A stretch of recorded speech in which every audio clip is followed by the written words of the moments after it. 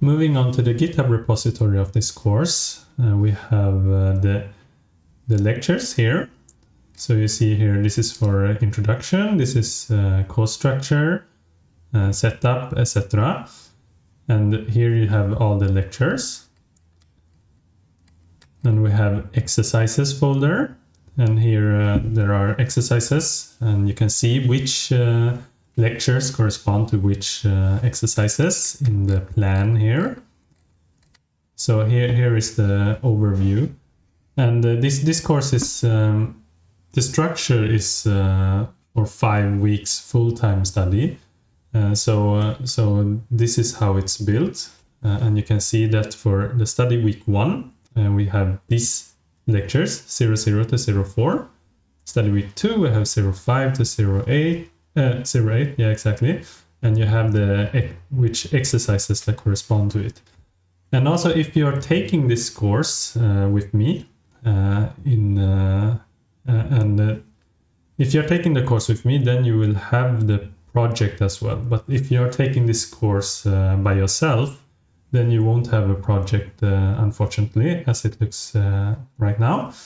So if you're doing this yourself, I highly recommend that you create a passion project based on the contents you learn from this course. So that is a tip. And also, if you're taking this course with me, you should also do a passion project, because this will help you whenever you're applying for a job, if you want to consolidate your knowledge, etc. And also, it's super, super fun. So let's dive in a little bit. Here you have, so that is the plan, and the overview plan of what we'll go through. So this is also updated during the course. And here you can see the different contents that we have in the course, and the tech stack, etc. And also what you should know in beforehand, so some requirements. So let's jump into a lecture here. We jump into, for example, setup Snowflake. And here you see that this is a lecture. If I click on this one, I will jump into YouTube. So it's a YouTube video, which I linked. So I will go back here now. So I linked it here. And also here in the readmes, usually we have a lot of additional information, and some information that you should look at. For example, here in the setup, there's a guide on how you can set up a Snowflake account, SnowSQL, etc. And a lot of tips and tricks. And also in each lecture, most of them, I have added other videos and read more. So in case you want to dive further into these topics or related topics, you should check this out. And it's very good reference materials that you can check. Also, if we go a little bit further here, what is Snowflake? I also usually have, you see here's a video, here's a theory video on Snowflake theory. And here's a video on creating virtual warehouse. So this is a coding video, and here's also a coding video. So there's a difference between theory videos and coding videos. And let's see.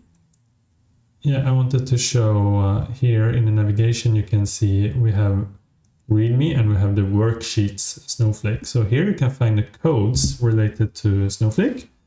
For example, if I want to check the marketplace data, you can see here is the code which I've used in the lecture. And also when we dive a little bit further, for example, when we come to DBT,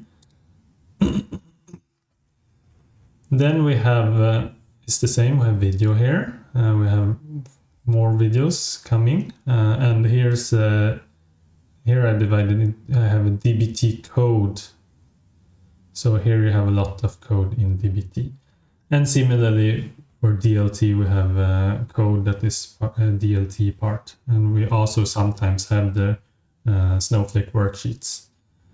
Yes, so this is basically, well, I haven't shown you the exercises yet. So I click into the exercise folder, and here, the exercises, this is some description and some tips on what you can do.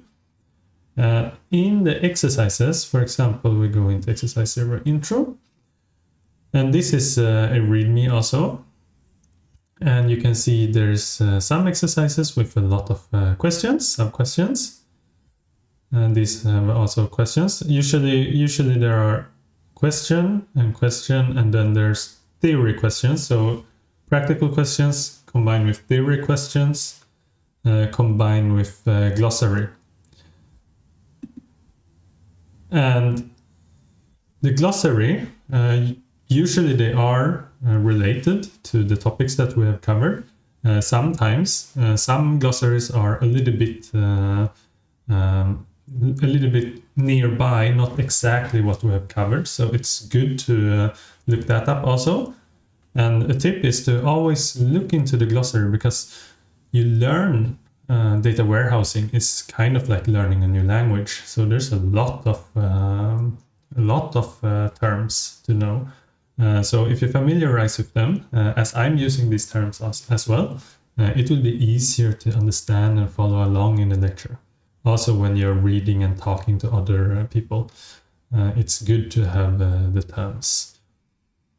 So a tip is to read, check out the glossary beforehand. You can, of course, take help from an LLM like ChatGPT. However, you should always type it out yourself. So type it out in a separate, for example, Excel sheet. This is what I do when I'm studying. So I'm always having Excel sheet with glossary.